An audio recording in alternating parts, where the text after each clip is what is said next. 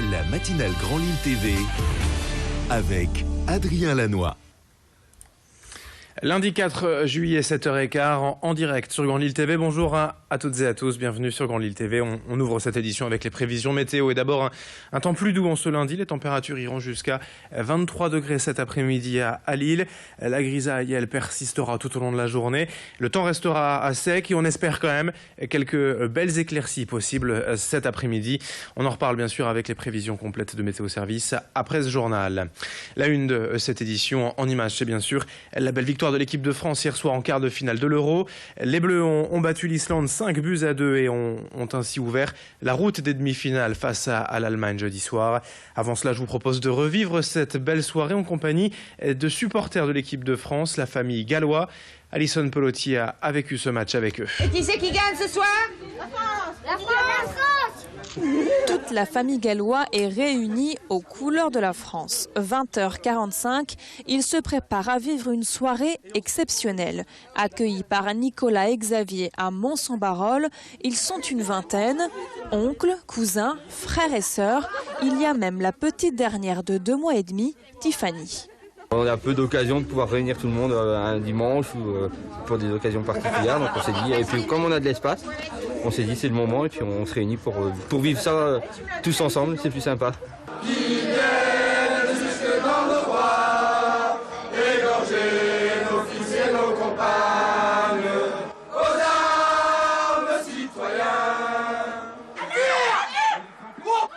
Première minute de jeu, la tension monte. David, le pro du foot, ne tient plus en place jusqu'à ce premier but de Giroud à 21h14, suivi par un deuxième quelques minutes plus tard.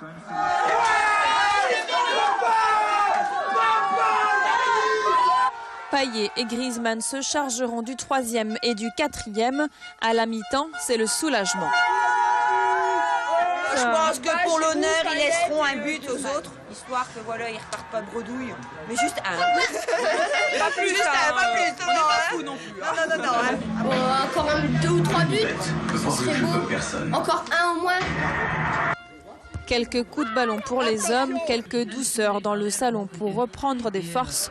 La deuxième partie de match peut commencer dans de bonnes conditions. Regarde. Les plus petits échangent avec les plus grands jusqu'à ce premier but de l'Islande qui n'a pas l'air de faire peur aux supporters. Entre déception, joie et énervement, la famille gallois transpire jusqu'à la dernière minute du match. 5-2 pour les Bleus, la France se qualifie en demi-finale et les Islandais quittent l'Euro la tête haute. Franchement, les Islandais, on pourrait leur faire une haie d'honneur à l'aéroport avant qu'ils partent. Ils méritent aussi bien les joueurs que leurs supporters. Désormais, place à la fête sur le parking de la maison et rendez-vous jeudi prochain. Les Bleus auront besoin de soutien face à l'Allemagne. France-Allemagne, jeudi soir donc pour ces demi-finales avec de nouveau, on l'espère, un bel engouement pour les Bleus. La qualification espérée bien sûr pour la finale. L'info en bref, ce matin, sachez que la SNCF prévoit de rembourser à ses clients abonnés de la région 20% du montant de leur abonnement du mois de juin suite aux grèves de ces dernières semaines.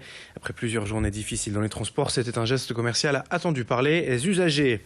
Le logo des Hauts-de-France est à choisir actuellement sur Internet. Jusqu'à mercredi, vous avez le choix parmi 7 propositions, 4 transmises par des habitants de la région et 3 réalisées par des étudiants en design et communication. Rendez-vous pour voter sur le site nord-pas-de-calais-picardie.fr. En image, l'info locale dans ce journal, c'est aussi cette opération d'envergure sur les terris, notamment le site 1119 à Los-en-Gohelle pour les 5 ans de l'inscription du bassin minier au patrimoine mondial de l'UNESCO. Un projet est actuellement en test. On ne connaît pas encore les contours exacts des festivités prévues l'an prochain. Mais la semaine dernière, une première étape a été franchie avec ces projections de plusieurs portraits d'habitants des environs directement sur les terris. L'artiste Clément Le Saffre est allé à la rencontre de ces gens pour les filmer et leur tirer le portrait. Et en 2 soirées, jeudi et vendredi dernier, quelques-uns de ces visages ont été projetés Et sur les terris, il s'agissait surtout de tester la lumière, le projecteur et le rendu pour un spectacle encore plus saisissant certainement dans un an. Louis Caillé a essayé d'en savoir plus. Ce qui est toujours un peu compliqué avec le bassin minier, c'est qu'on travaille à une échelle territoriale qui est très très grande. On travaille sur à peu près 120 km de long, sur un canevas institutionnel qui est aussi complexe. On est évidemment dans une grande région, à cheval sur 2 départements, 7 structures intercommunales. Donc on est évidemment sur un travail qui est forcément partenarial, un projet qui doit concerner tout le monde et dans lequel tout le monde doit s'investir, s'impliquer. Donc c'est un travail de mise en réseau, c'est aussi évidemment un travail de faisabilité, de montage financier. On est dans un contexte qui n'est pas forcément très facile en matière de finances publiques. Nous, ce qu'on met en avant, c'est qu'un projet collectif, c'est un projet mutualisé, partagé, que forcément ça coûte un peu moins cher à chacun et que c'est ensemble qu'on aura peut-être les moyens de nos ambitions. Et puis dans le reste de cette édition, alors que la météo ne semble toujours pas vouloir nous offrir un temps estival, la pluie, la grisaille vous font peut-être déprimer. La luminothérapie est peut-être une solution. Il s'agit, vous le voyez, d'une lumière blanche semblable au soleil, de plus en plus fréquente dans les instituts. Cette technique permet de profiter des bienfaits du soleil quand la météo est mauvaise. La lumière artificielle rentre dans l'organisme et sécrète la sérotonine, l'hormone magique qui régule l'humeur, qui permet aux clients de se détendre.